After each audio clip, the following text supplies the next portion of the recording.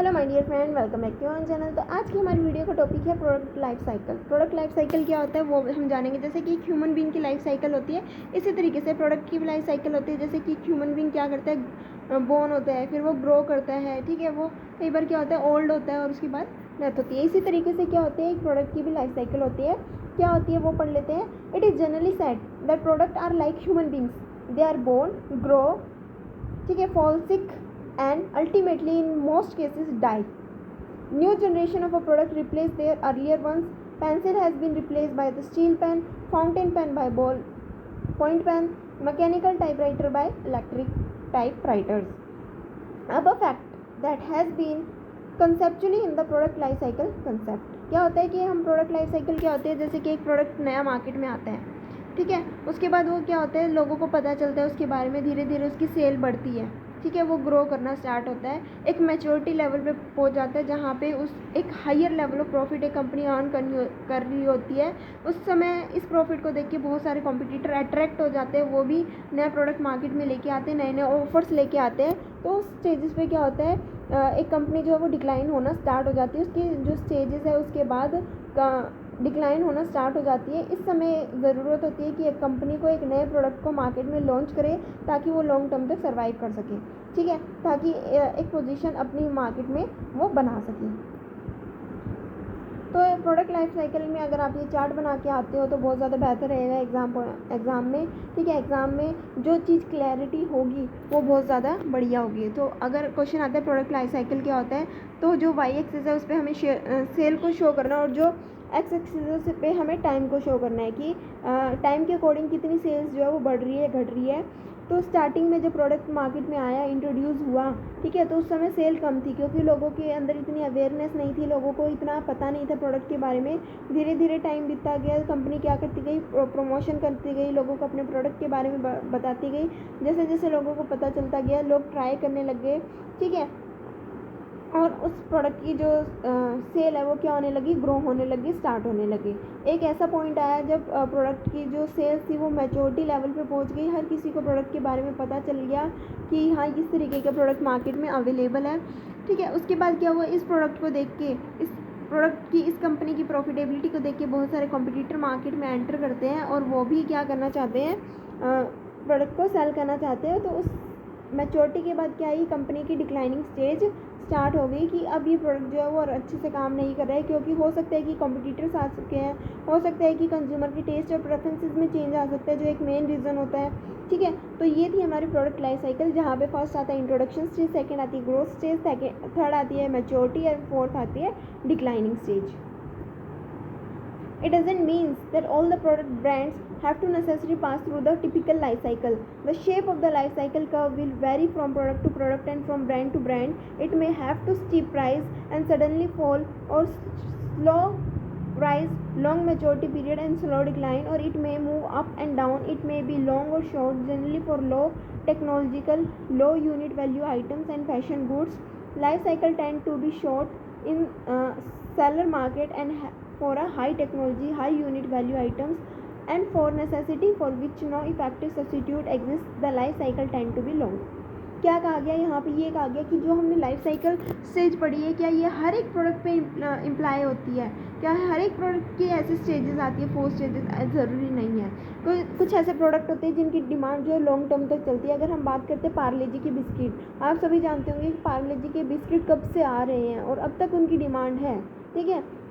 उनका जो life cycle stage है वो कितना लॉन्ग है। कुछ ऐसे प्रोडक्ट है जो स्टार्टिंग में आए और उनकी डिमांड नहीं है। अगर हम बात करते हैं जो स्टार्टिंग में टॉफ़ीज़ आती थी, हजमोला की गोलीज आती थी, उनकी जनरली अभी इतनी डिमांड नहीं है, ठीक है।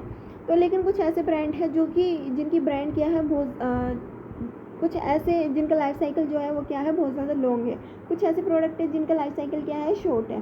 तो ये वेरी करता है फ्रॉम प्रोडक्ट टू प्रोडक्ट। कई ऐसे प्रोडक्ट होते हैं जहाँ पे ज़्यादा टेक्नोलॉजिकल प्रोडक्ट होते हैं, अगर टेक्नोलॉजी में चेंज आए तो उनकी जो प्रोडक्ट की डिमांड है वो ज़्यादा नहीं होगी, ठीक है।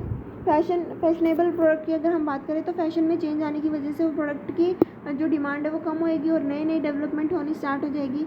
तो ये डिपेंड करता है कि आप किस तरीके के प्रोडक्ट को मार्केट में सेल करें। So that's the concept of the product life cycle can be made applicable to all type of product and all brands. जो ये हमारा प्रोडक्ट लाइफ साइकिल की स्टेजेस की अगर हम बात करते हैं तो हर एक प्रोडक्ट पे ये एप्लीकेबल होता है, ठीक है।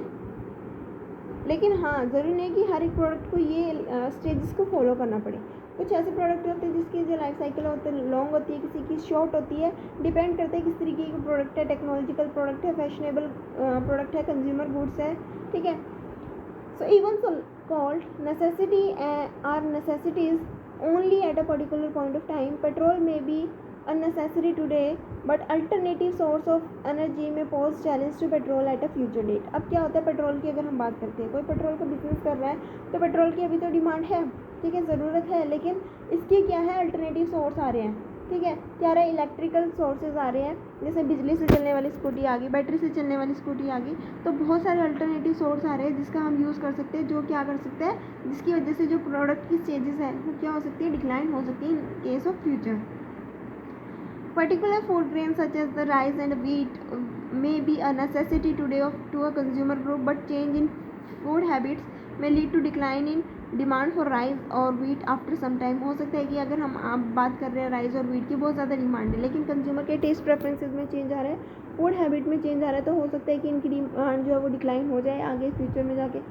दस just as some human beings and animals enjoy long life as compared to others, in the product category also necessity may have a longer life as compared to others.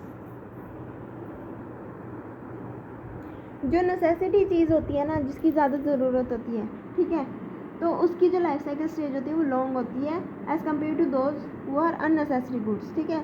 जो ज़्यादा ज़रूरी की चीज़ नहीं होती, जो नेसेसिटी फूड चीज़ें नहीं होती, उनकी ज़्यादा लॉन्ग लाइफ साइकिल नहीं होती बहुत सारे केसेस में। उसके बाद हम बात करते हैं क्या क्या स्टेजेस होते हैं। हमने कहा था 4 स्टेजेस होते हैं, उन 4 स्टेजेस को ही हम डिटेल में पढ़ने वाले हैं। फर्स्ट थी हमारी इंट्रोडक्टरी स्टेज, सेकंड आती है ग्रोथ स्टेज, थर्ड आती है मैच्योरिटी स्टेज और फोर्थ आती है हमारी डिक्लाइनिंग स्टेज। तो किस तरीके से ये स्टेजेस आती है, किस तरीके से कवर अप की जाती है, उसके बारे में हम डिटेल में पढ़ेंगे। क्या करेक्टरिस्टिक है। फर्स्ट आता है हमारा introductory stage. During the stage of a product of a new brand, modified product, या तो नया प्रोडक्ट है या फिर एग्जिस्टिंग प्रोडक्ट में हमने मॉडिफिकेशन किया है। सेल्स टेंड टू बी लो, उस समय जो सेल है इतनी ज़्यादा नहीं है।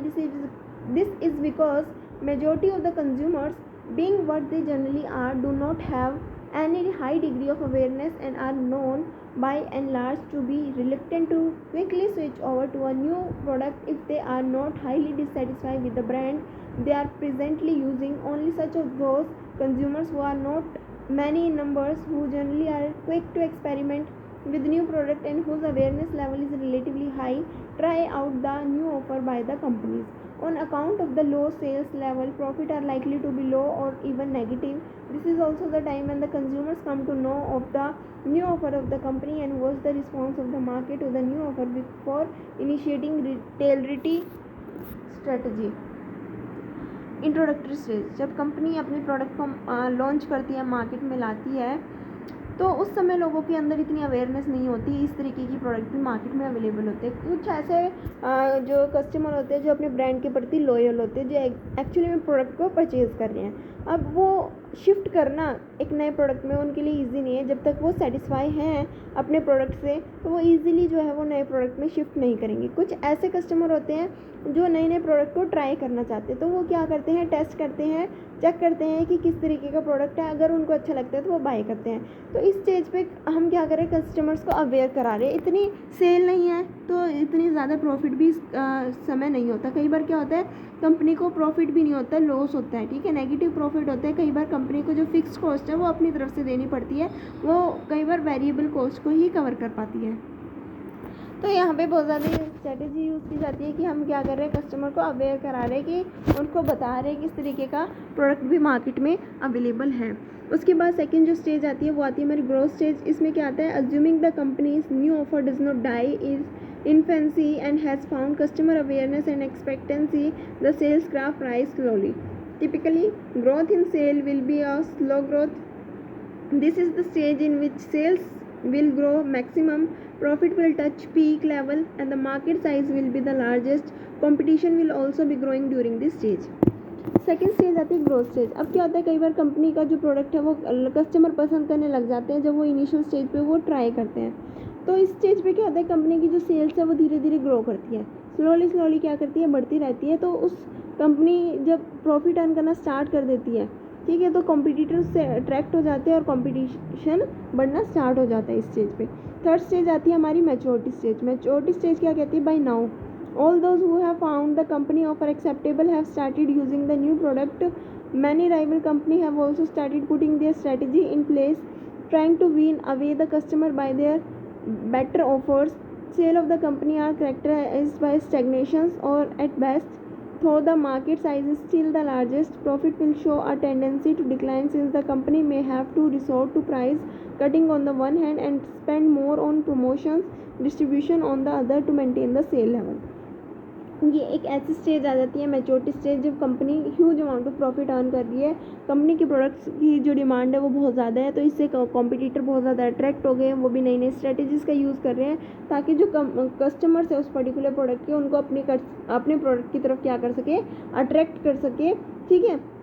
तो इस समय कंपनी को बहुत ज़्यादा ज़रूरत है कि अपने जो प्रोडक्ट है उसकी कॉस्ट को कम करे, ठीक है, और ज़्यादा से ज़्यादा प्रमोशन और एडवर्टाइजमेंट में वो क्या करें, एक्सपेंडिचर करें। इसके बाद आती है हमारी डिक्लाइनिंग एट दैट स्टेज। इस पर क्या होता है, if no action is initiated by the company to ensure maintenance या growth of the level of the sale, और if the actions taken does not successful, then the product sales start declining. After some time, since the majority of the customers, as they switches their loyalty from other company brand to this brand during the earlier stage, start switching their loyalty once again, this time in favor of the better offers made by the other firms. Sales being low, other things being equal, profit also starts declining during this stage and at some point may even turn negative, forcing the company to discontinue production. अब declining stage क्यों आ गई, क्योंकि बहुत सारे competitor आ चुके थे, बहुत सारे ऑफर्स दे रहे हैं, तो जो कस्टमर्स थे वो क्या करने लगे, नए प्रोडक्ट की तरफ शिफ्ट होने लगे, जैसे इनिशियली वो इस प्रोडक्ट की तरफ आए थे जब कंपनी ने स्टार्टिंग में ऑफर दिया था। इसी तरीके से और बाकी कंपनी भी ऑफर देना स्टार्ट कर रही है, तो कस्टमर जो है दूसरी कंपनी की तरफ शिफ्ट हो रहे हैं, तो इस स्टेज पे कंपनी की सेल कम हो रही है और एक्सपेंसेस ज़्यादा हो रहे हैं। तो हो सकता है कि इस स्टेज पे कंपनी को जो प्रोडक्शन है वो क्या कर देनी चाहिए, डिसकंटिन्यू कर देनी चाहिए, क्योंकि अब इस प्रोडक्ट की ज़्यादा डिमांड नहीं है, बहुत ज़्यादा चांसेस है कि इस कंपनी को लॉस हो। इम्प्लीकेशंस जो है वो हम नेक्स्ट वीडियो में करेंगे। आई होप आप सभी को जो है इस कंसेप्ट अच्छे से क्लियर हो गया होगा, समझ में आ चुका होगा, ठीक है।